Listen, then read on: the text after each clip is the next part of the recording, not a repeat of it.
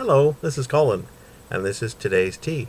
And on today's tea, we have a guest, Santiago. Hey, He, how are you? he's from Ecuador, but he now lives and works here in Vancouver. And we just finished being interviewing me for Ecuadorian radio.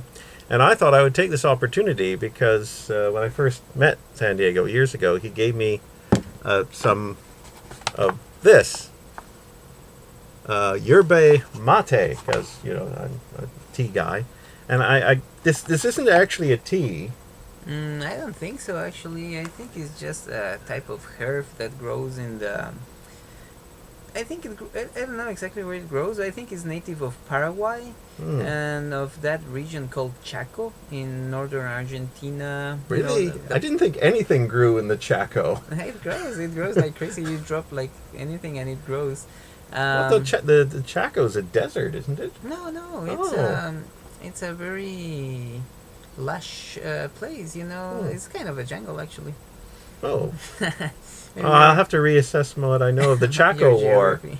Yeah, the Chaco War between Bolivia and Paraguay. Yeah, yeah. Yeah, no, it's quite green actually. Oh, okay. So yeah, it's pretty hot I guess because it's close to Brazil already. Mm-hmm. So basically in Argentina, Uruguay, Paraguay, and south of Brazil, they like to drink this Oh, I thought of Yerba Mate as something from the Andes. No, it's not from Oh. the Andes.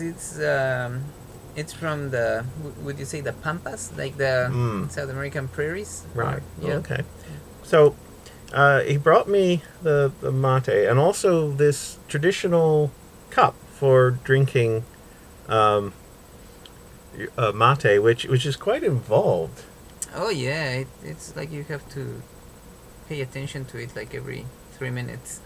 So what you have to do is you got this wooden and metal cup, and you fill all the cup almost entirely with the mate, and then you have to tip it over, move the leaves, Yeah, and you insert this, which is a metal straw. metal straw. Metal straw. And it has like sieve in the tip, Yeah. so it prevents the leaves from you. Uh-huh. I mean, from you will not swallow the leaves.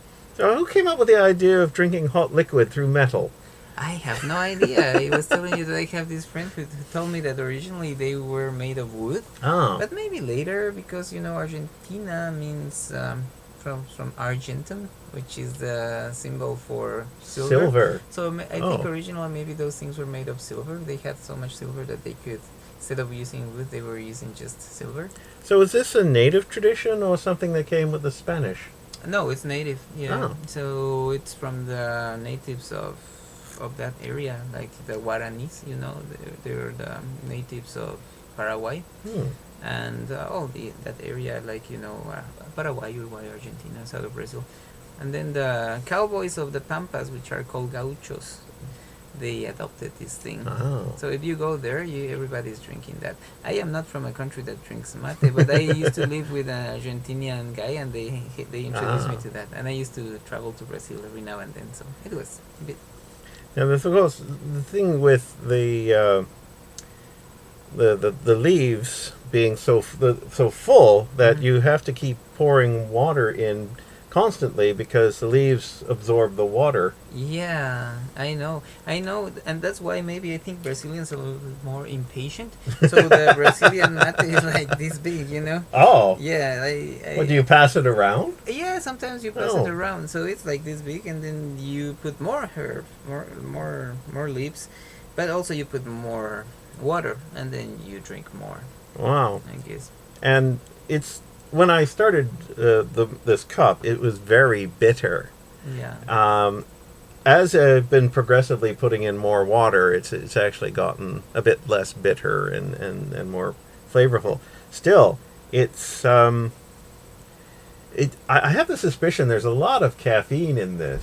I guess so. Yeah, I wouldn't drink this with and You after don't drink this at a Coke or something. And Oh, you yeah. get over the roof. Yeah, it's too much. so it gives I'm sure it gives people a lot of energy for when they're the gauchos when they're riding Oh across yeah, the pampas. like just like like with all the cows and all the sheep and everything. Yeah, they must get really tired, so they must need some of this. And I have heard like when you go to Uruguay, for instance, basically when you go and you see people like waiting for the bus in the bus stop, all of them they have like a little it's like a little kit, so they have a compartment for the herb, some for the thermos, for the mate actually, and then they take it all to their work, and then they work Wow. and they are drinking mate the whole So day.